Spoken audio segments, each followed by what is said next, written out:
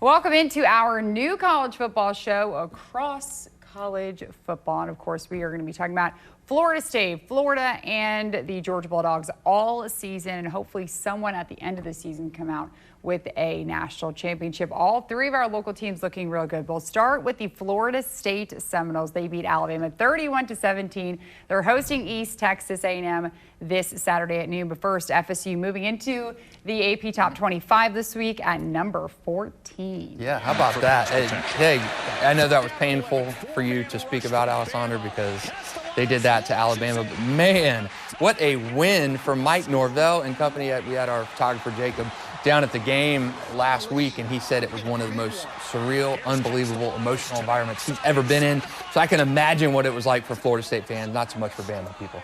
Yeah, Florida State absolutely looked amazing. Offense, defense, basically special teams absolutely blew out Alabama. I'm really excited for the Seminoles defense, though. They looked so good. Alabama couldn't do anything. They literally could not pass. They couldn't run the ball either, a little bit, but not too much. So yeah, this Florida State team is going to look really, really good. And Tommy Castellanos, a Ware County graduate, came in and had probably one of his best games of his college career, don't you think? You know, he talked noise in the offseason, and people probably thought, myself included, that, man, you got a lot to learn coming into a new program, and you're talking noise against the Alabama. But, man, Tommy went out and backed it up, former Ware County star. And when you do something like that, you endear yourself to a fan base. And, man, Tommy Castellanos wrote his name in FSU football lore. Regardless of what happens the rest of the season, man, that was something to live on, to live about, to talk about, and tell your grandkids about. Pretty cool for Tommy. Yeah, so good job to Mike Norvell and the Florida State Seminoles. Okay, next up we have the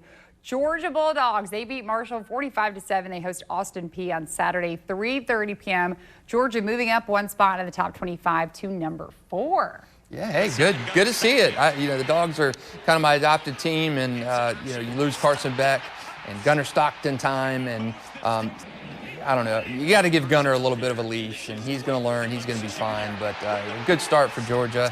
You want to see this when the real SEC games start to happen, and hey, as long as no loss last week, I'm fine. And it was great to see former Camden County star Elias Williams get his first touchdown in his first college football game. Yeah, you and I think, sat next to Elias at the high school media day, not this past year, but the one before, and talked to him. That's a big human being, man. Elias got it done, and kind of like we've talked about amongst ourselves in the office. Really cool to see guys you cover and young guys, true freshmen coming in and playing like that. Elias scoring between the hedges, really cool to see that. It was nice for Georgia just to get, kind of the off-season kind of jitters away, and they obviously blew out Marshall. But when they start playing SEC play, that's when we're really going to see what this Kirby Smart team is all about. And finally, the Florida Gators, they beat LIU 55-0. They host South Florida Saturday at 4:15 p.m., which is not a team you should overlook, because that is a good USF team. They moved up to number 13 in the AP Top 25 poll, 2 spots from last year. Yeah, and for Florida going into this season of death in terms of their schedule, really good to see that. And DJ Lagway, first time we've really kind of seen him in person since last year and perform. He only played a half, which was probably pretty good for Gators fans to see. And Tramel Jones, another guy who we've covered ad nauseum in his time at Mandarin, true freshman, gets in, throws a couple touchdown passes. Really cool to see these local guys go on and succeed. But what a start for Billy Napier, and DJ Lagway especially comes out healthy. Yeah, I think same thing with the Georgia Bulldogs, though. This really wasn't obviously a true test of who Florida is.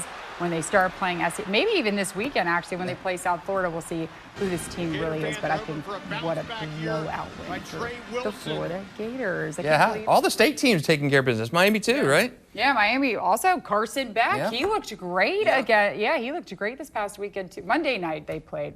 Sunday night they played. It all runs Labor Day's together. throwing me off.